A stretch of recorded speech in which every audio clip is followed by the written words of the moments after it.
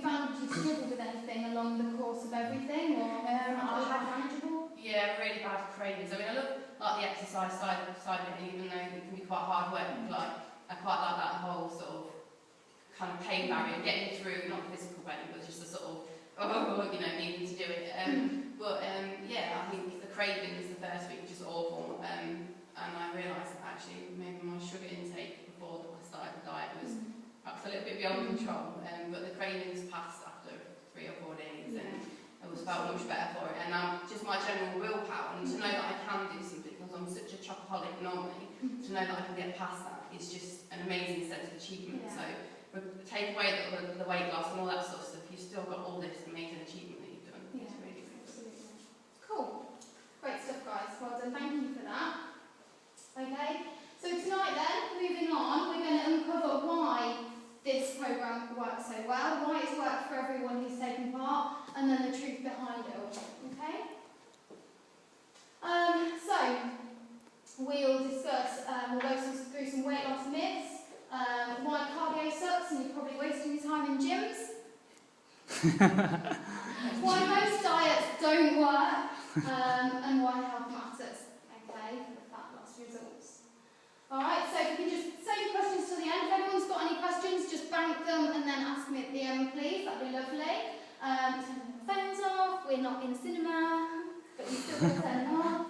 Okay, keep an open mind, and remember that if nothing changes, nothing changes. Okay, so if you change nothing, nothing will change for you. Alright? Okay, so your weight loss myths, okay? First picture here, with this lovely looking thing. This is a lump of fat, okay? This is a lump of muscle, okay? They both weigh 5 pounds, which is heavier. Hands up if you think the fat. The same. Exactly, because they're both 5 pounds, right?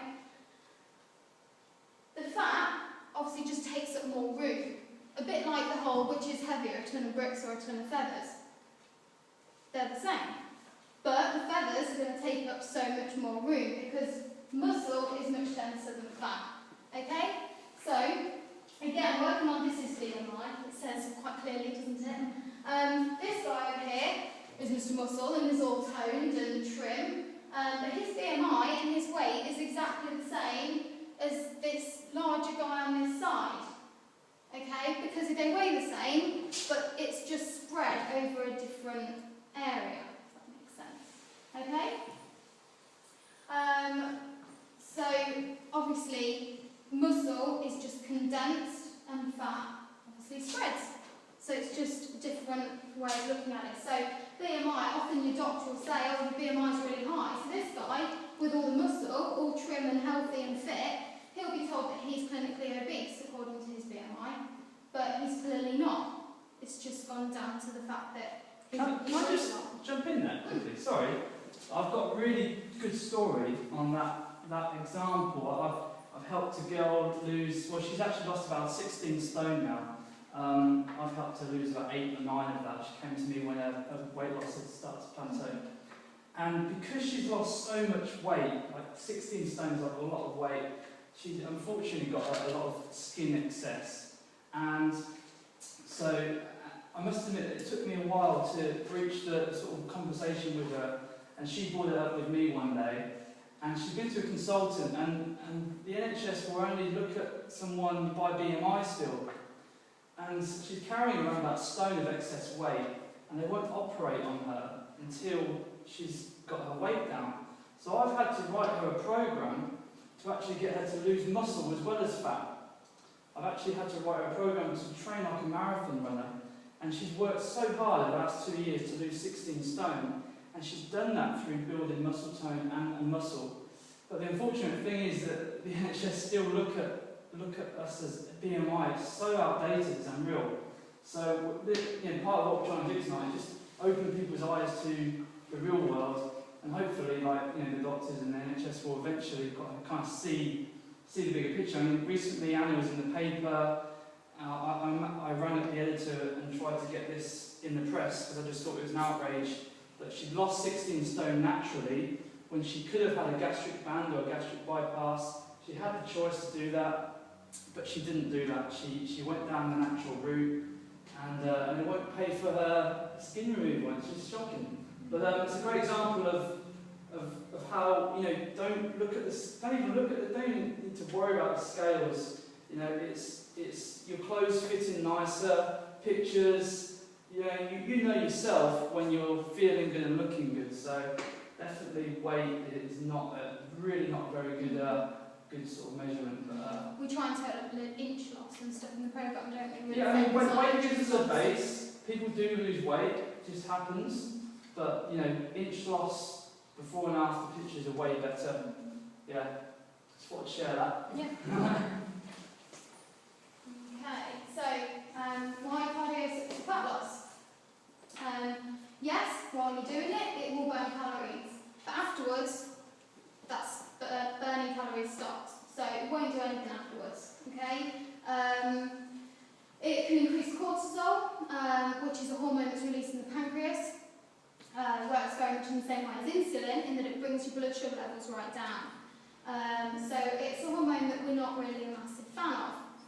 It's released when you're in a stressful situation, so your body could be under a lot of stress, or just in general you're feeling rather stressed. And obviously when your blood sugar levels drop, then you begin to crave, so you'll most likely reach for a Mars bar or biscuit or whatever you fancy binging on for that time.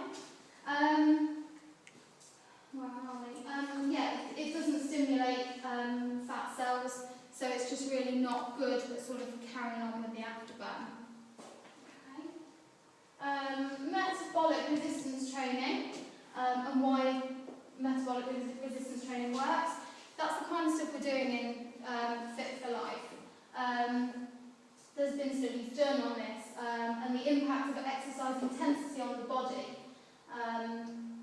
And Can't read any of that, can you? I can't really read it, no, it's so blurry. Anyway, 20 weeks of aerobic training. One group did 20 weeks of aerobic training, and another group did 15 weeks, so less time of interval training. Calories burned for the aerobic group, 28,661. Okay. Calories burned from the interval training group, 13,614. Okay, so that's less than half. So the interval training has burned less calories. Oh, what have I done? What have you done? Let's try and make it better. It's not working, is it? Sorry. It's just blurry. Might be the wall. I think it is the wall, because it was doing this on my lounge wall earlier, but on the kitchen cupboards it's fine. Okay, that's okay. Sorry guys, the presentation is rubbish. So yeah, the interval training group have burned less than half of what the aerobic training group have burned. What we're trying to say is don't count calories. The interval training group showed 9 times greater loss in subcutaneous fat than the aerobic group. Okay, so far more fat loss than the aerobic group. Okay, so again, being on a treadmill or something in the gym, it's telling you you've burned 300 calories, you've burned 400 calories. But don't look at that and think that is where you're doing a real good job.